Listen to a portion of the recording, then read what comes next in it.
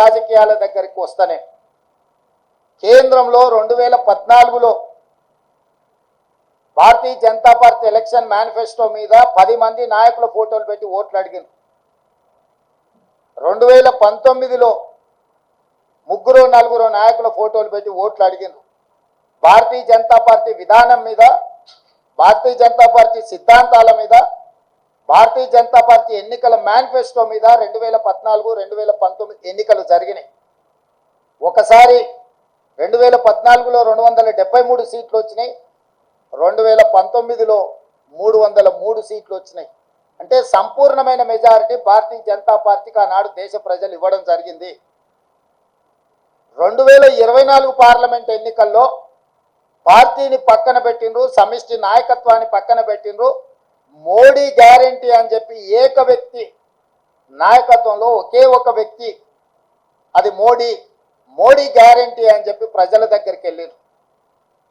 Modi guarantee మీదనే మొత్తం NDA కూటమి యొక్క ఎన్నికల ప్రచార సరళిని నడిపించిండ్రు.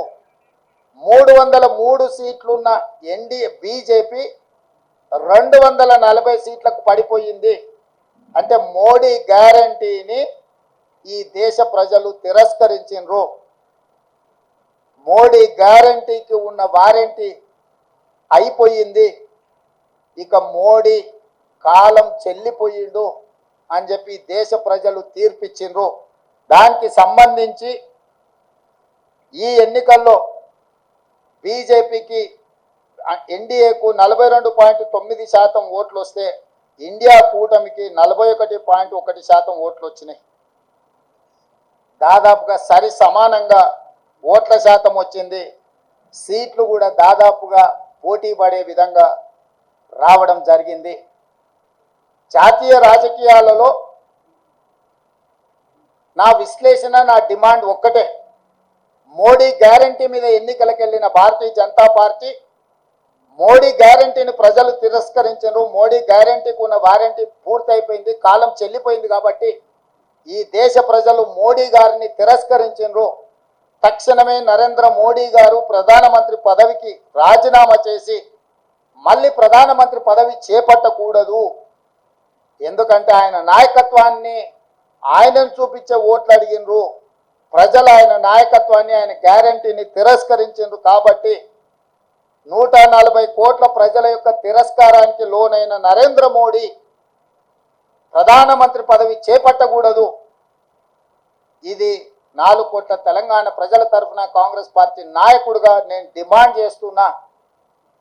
సరే, ఎన్డీఏ కూటమిలో ఇంకెవరైతారు? ఎన్డీఏ కూటమికి మెజారిటీ వచ్చినప్పుడు వాళ్ళు ఏం నిర్ణయాలు తీసుకుంటారు పక్కన పెడితే, మోడీ గ్యారంటీ మీద ఏక వ్యక్తి చూపించి మీరు ఓట్లు ప్రజల దగ్గరికి వెళ్తే ఆ ఏక వ్యక్తిని ప్రజలు తిరస్కరించారు. కాబట్టి భారతీయ జనతా పార్టీ నరేంద్ర మోడీ గారిని రాజీనామా అడగాలి, రాజీనామా చేయించాలి. నరేంద్ర మోడీ గారు హుందాగా, విలువలు కలిగిన రాజకీయ నాయకుడిగా, సమాజానికి ఆదర్శంగా నిలబడే వ్యక్తిగా ప్రధానమంత్రిగా రాజీనామా చేసి హుందాగా వారు తప్పుకుంటే వారికి గౌరవం ఉంటుంది. లేదు, నేను ఇట్లనే ప్రధానమంత్రికి కొనసాగుతా, 3వసారి ప్రమాణ స్వీకారం చేస్తా, కుట్రల కుతంత్రాలకు నేను తెరలేపుతానని నరేంద్ర మోడీ గారు అంటే, వారు చెబుతున్న విలువలతో కూడుకున్న రాజకీయాలు చెప్పడానికే తప్ప పాటించడానికి లేదు అని చెప్పి ఈ దేశ ప్రజలు నరేంద్ర మోడీ గారిని తిరస్కరించబోతున్నారు. కాబట్టి భారతీయ జనతా పార్టీ ఇప్పటికైనా ఏక వ్యక్తి, అదేవిధంగా అప్రజాస్వామికంగా వ్యవహరించే తీరును మానుకోవాలి. ప్రజలిచ్చిన తీర్పును భారతీయ జనతా పార్టీ గౌరవించాలి అని చెప్పి కాంగ్రెస్ పార్టీ డిమాండ్ చేస్తుంది.